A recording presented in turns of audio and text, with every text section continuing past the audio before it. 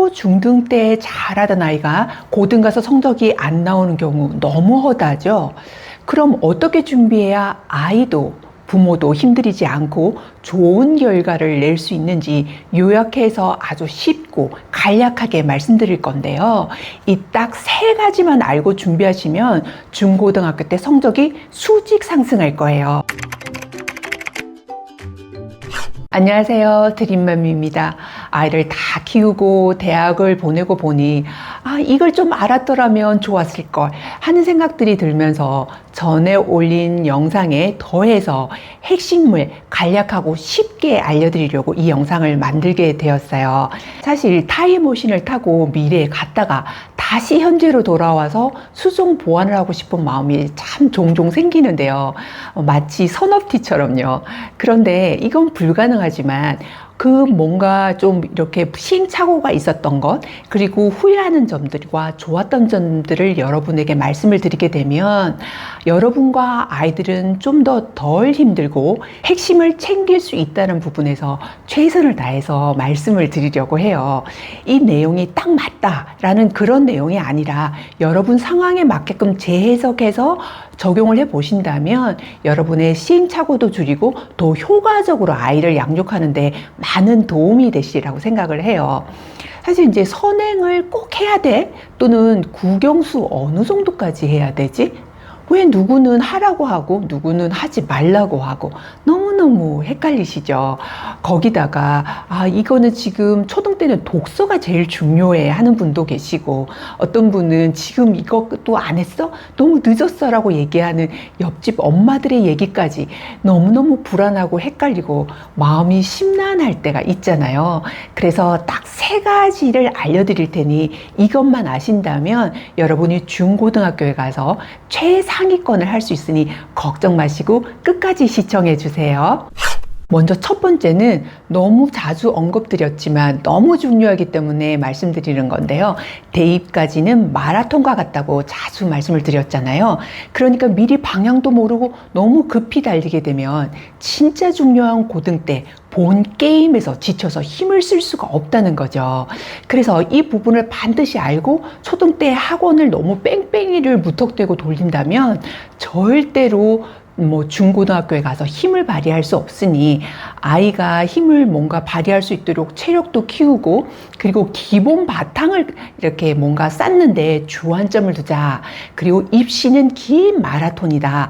지치지 않도록 고린점에서 뭔가 힘을 다 쓸 수 있도록 지금은 아이를 지치게 해서는 안 된다라는 부분을 꼭 기억해 두셨으면 좋겠어요. 이 부분이 왜 중요한지 두 번째로 연결을 해보자면요. 이제 선행이라는 단어가 계속 나오게 되면서 이것 때문에 이제 막연하게 뺑뺑이를 돌리게 되잖아요. 근데 이 선행이라는 걸 왜 해야 되는지, 누구는 왜 하지 말라고 하는지에 대해서 한번 생각해 보셨으면 좋겠어요. 그게 바로 제가 미래를 갔다 오고 나서 현재로 와서 수정 보완을 하면 좋겠다라는 그런 말씀을 드린 건데요. 저도 미래에 갔다가 왔다면 좀 더 이런 시행착오를 겪지 않았을 텐데, 너무 불안해하지 않았을 텐데, 이런 말씀을 드릴 수 있는 것 같아요. 사실 이제 고등학교 과정이요. 이제 학교를 입학을 하면 중간고사가 되고, 그 중간고사가 되는 한 달 동안 열심히 준비를 하고 시험을 보고 나면 다시 기말고사가 되고, 이러면서 기말고사가 끝나면서 또 그 사이에 수행평가도 있고, 아이들이 그렇게 되면 정말 준비를 어떤 그 고등학교 때 따로 선행을 나간다거나 할 수 있는 시간은 없구나, 요런 걸 알게 되실 거예요. 그래서 그렇다면 아이가 어느 정도 시간이 되는 선에서 기본 바탕을 뭔가를 해야 되는 거구나, 이런 생각을 하실 수 있을 텐데요. 그러니까 선행이라는 것이 뭔가 이렇게 나쁜 의미, 뭔가 좀 안 좋은 쪽으로 생각이 드실 게 아니라 고등학교 때 이런 스케줄로 돌아가는구나. 그렇다면 적어도 기본적인 거를 좀 알고 약간 아이에 맞게끔 필요한 부분을 천천히 탄탄하게 선행을 좀 나가두는 거구나 라는 걸 알아두신다면 급하게는 하지 않더라도 약간 방향을 잡고 그리고 준비해야 되는 필요성을 약간 느끼는데 이제 좀 도움이 되시라고 말씀을 드려요. 그래서 선행이라는 것을 어떤 막연히 뭐 수원까지 나간대 수투까지 나간대 요러는 선행이 아니라 탄탄한 이제 그 내공을 쌓고 국영수를 하는데 어느 정도를 이렇게 해야 하는지 고등학교 스케줄과 초등학교, 중학교를 보면서 그 간극의 차이가 있기 때문에 고등학교 때 너무 힘들지 않기 위해서 뭘 준비해야 될지에 대해서 감을 잡으셨으면 좋겠어요. 이제 세 번째는 첫 번째와 두 번째, 준비해야 되는 이유에 대해서 설명을 드렸다면, 이제 진짜 본 게임으로 들어가서 국영수 얼만큼 어떻게 준비해야 되는 걸까라는 부분에서 간략하고 꼭 알아야 할 내용을 정리해서 말씀을 드리려고 해요. 이것만 알고 있으면 정말 최상위권이 될 수 있거든요. 이제 단서는 아이가 놀 거는 놀고 자유시간을 가지면서 최대한 시간을 효율적으로 사용한다라는 전제 하에서 국영수를 말씀드리는 거예요. 아이를 이걸로 모두 국영수로 다 시간을 채운다면 결코 효과적인 계획이 될 수 없거든요. 이 점은 알아두시고 한번 시작해 보셨으면 좋겠고요. 그리고 여러분 자녀의 상황에 맞게끔 이렇게 준비를 하셨으면 좋겠어요.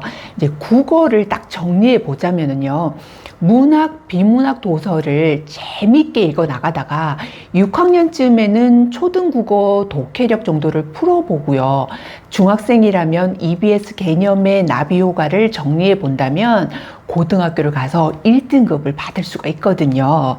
그러니 요 정도라고 생각을 하고 국어를 좀 개념을 잡아두셨으면 좋겠어요. 그러니까 책을 많이 읽을 때 6학년 정도 되면 어느 정도 문제를 풀고 중학교 때 말씀드린 그 교재를 한번 훑어본다면 고등학교 가서 훨씬 쉽게 접근할 수가 있다는 거죠.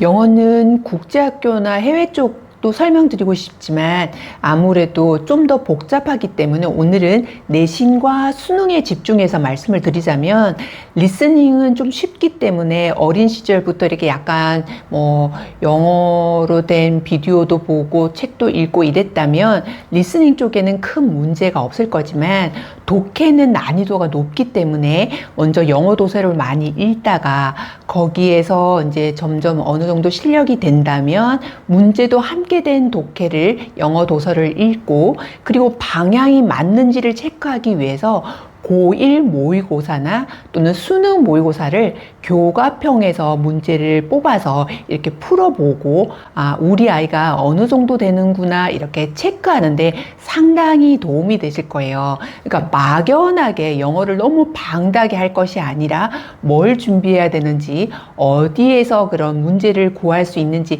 이런 걸 아신다면 그리고 풀어보고 우리 아이가 어느 정도 되는지 채점을 해보시면 훨씬 더 방향 잡기에 수월하고 아이를 너무 힘들게 이렇게 뺑뺑이 돌리는 일은 없을 거라고 생각을 해요. 이제 마지막으로 수학은요, 2028학년도에 입시가 변하면서 창의 융합형으로 바뀐다고 그랬잖아요. 그래서 시간이 난다면 사고력도 좀 하고 그리고 연산과 학년별 문제집을 접했으면 좋겠으나 그렇지만 이제 이게 벅찬 아이들도 있잖아요. 시간이 너무 안 된다 이럴 경우에는 연산을 계속 해 나가면서 학년별 문제집을 해 나간다면 학년이 이렇게 올라가면서 그게 차곡차곡 쌓이면 결국은 이런 심화 과정과 또 학년이 올라가는 그 문제를 통해서 아이들이 실력이 늘어가고 그러면서 창의 융합형도 자연스럽게 생기기 때문에 너무 걱정 마시고 꾸준히 할 수 있도록 수학이 질리지 않도록만 나간다면 아이에게 맞도록만 한다면 절대 걱정하실 필요 없이 고등 때 최상위권이 될 수 있더라고요. 생각해보면 이런 기본 틀을 저도 그때 알고 있었다면 그렇게 마음고생하지 않고 불안해하지 않았을 텐데 하는 생각이 드는 거예요. 여러분도 너무 불안해하지 마시고 이런 이제 고등학교 과정을 위해서 초등, 중등 때 뭘 준비해야 되는지 기본적인 국영수를 어떻게 밸런스를 맞춰서 준비를 하면 고등학교 가서 최상위권이 될 수 있는지 이런 것들을 좀 알고 준비를 하면 여러분과 자녀 자녀분들이 행복하게 그리고 현명하게 미래를 잘 준비해 나갈 수 있을 거라고 생각해요. 여러분에게 정말 도움이 되는 그런 영상이었기를 바라고요. 드림맘은 다음 시간에도 여러분에게 꼭 필요한 자료로 찾아올게요. 감사합니다.